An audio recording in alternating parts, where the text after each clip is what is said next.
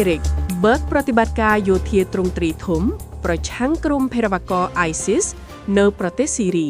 ក្រោយកងទ័ពខ្លួនរងការវាយប្រហារមកលើកងទ័ពអាមេរិកកាលពីពេលថ្មីៗនេះបើតាមការចេញផ្សាយដោយទីភ្នាក់ងារព័ត៌មាន Reuters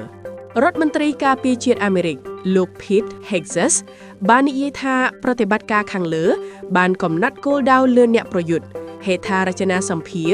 និងទីតាំងសប្បាវុធរបស់ពួក ISIS ហើយវាមិនមែនជាការចាប់ផ្ដើមនៃសង្គ្រាមនោះទេប៉ុន្តែជាការប្រកាសសងសឹកប្រធានាធិបតីអាមេរិកលោក Donald Trump បានបង្ហោះសារលើបណ្ដាញសង្គម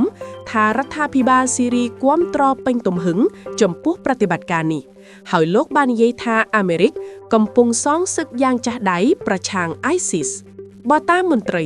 អាមេរិកប្រតិបត្តិការវាយប្រហារត្រូវបានធ្វើឡើងលើគោលដៅច្រើនជាង70កន្លែងនៅពាសពេញភាគកណ្ដាលប្រទេសស៊ីរីដោយកងយន្តហោះចម្បាំង F-15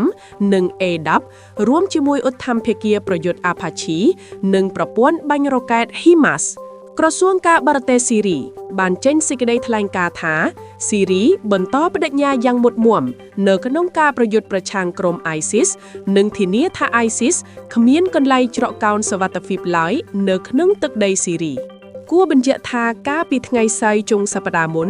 ទាហានអាមេរិក2នាក់និងជនស៊ីវិលជាអ្នកបកប្រែម្នាក់បានបាត់បង់ជីវិតនៅក្រុង Palmyra ភាគកណ្ដាលប្រទេសស៊ីរីក្រោមស្នាដៃជនសង្ស័យជាសមាជិក ISIS ដែលបានវាយប្រហារលើក្បួនល្បាតរបស់កងកម្លាំងអាមេរិកនិងស៊ីរីមុនជនរូបនោះត្រូវបានបាញ់សម្លាប់មិនតែប៉ុណ្ណោះទាហានអាមេរិក3នាក់ទៀតក៏បានរងរបួសផងដែរសប្តាហ៍ថ្ងៃអាមេរិកមានកងទ័ពប្រហែល 1000 នាក់បន្តឈរជើងនៅស៊ីរីរដ្ឋាភិបាលជប៉ុនបញ្ជាក់ឡើងវិញពីការបដិញ្ញាមិនកាន់កាប់អាវុធនុយក្លេអ៊ែរក្រោយមន្ត្រីមួយរូបលើកឡើងអំពីគំនិតនេះនាថ្ងៃសុក្រនេះរដ្ឋាភិបាលជប៉ុនបានបញ្ជាក់ឡើងវិញពីការបដិញ្ញារាប់ទសវត្សរ៍មកហើយរបស់ខ្លួនក្នុងការមិនកាន់កាប់អាវុធនុយក្លេអ៊ែរជាដាច់ខាតបន្ទាប់ពីប្រព័ន្ធផ្សព្វផ្សាយក្នុងស្រុកបានរាយការណ៍ថាមន្ត្រីសន្តិសុខជាន់ខ្ពស់មួយរូបបានលើកឡើងថាប្រទេសជប៉ុនគួរតែមានអាវុធនុយក្លេអ៊ែរដើម្បីទប់ស្កាត់ការឈ្លានពានពីប្រទេសដទៃនេះបើតាមការចេញផ្សាយដោយទីភ្នាក់ងារព័ត៌មាន Reuters នាថ្ងៃសុក្រទី19ខែធ្នូឆ្នាំ2025ប្រព័ន្ធផ្សព្វផ្សាយជប៉ុនដូចជា NHK និងសារព័ត៌មានផ្សេងទៀតបានរាយការណ៍ថាមន្ត្រីជាន់ខ្ពស់ខាងលើដែលពុំត្រូវបានបញ្ចេញឈ្មោះបាននិយាយថាជប៉ុនត្រូវការអាវុធនុយក្លេអ៊ែរដោយសារបរិយាកាសសន្តិសុខកាន់តែអាក្រក់ប៉ុន្តែបានទទួលស្គាល់ថាការធ្វើបែបនោះនឹងពិបាកខ្លាំងខាងផ្នែកនយោបាយមន្ត្រីរូបនោះត្រូវបានពិពណ៌នាថាមកពីការិយាល័យនាយករដ្ឋមន្ត្រីជប៉ុនលោកស្រី Sanai Takikiក្នុងសន្និសីទសារព័ត៌មានប្រចាំថ្ងៃនៅទីក្រុងតូក្យូរដ្ឋមន្ត្រីទទួលបន្ទុកទីស្តីការគណៈរដ្ឋមន្ត្រីលោក Minoru Kihara បាននិយាយថា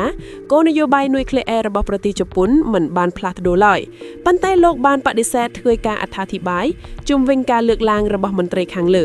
ឬប្រាប់ថាតាមន្ត្រីរូបនោះនឹងនៅបន្តកាន់តំណែងដដាលឬយ៉ាងណាចំពោះមុខអំពាវនាវឲ្យដកតំណែងពីក្រុមបកប្រឆាំង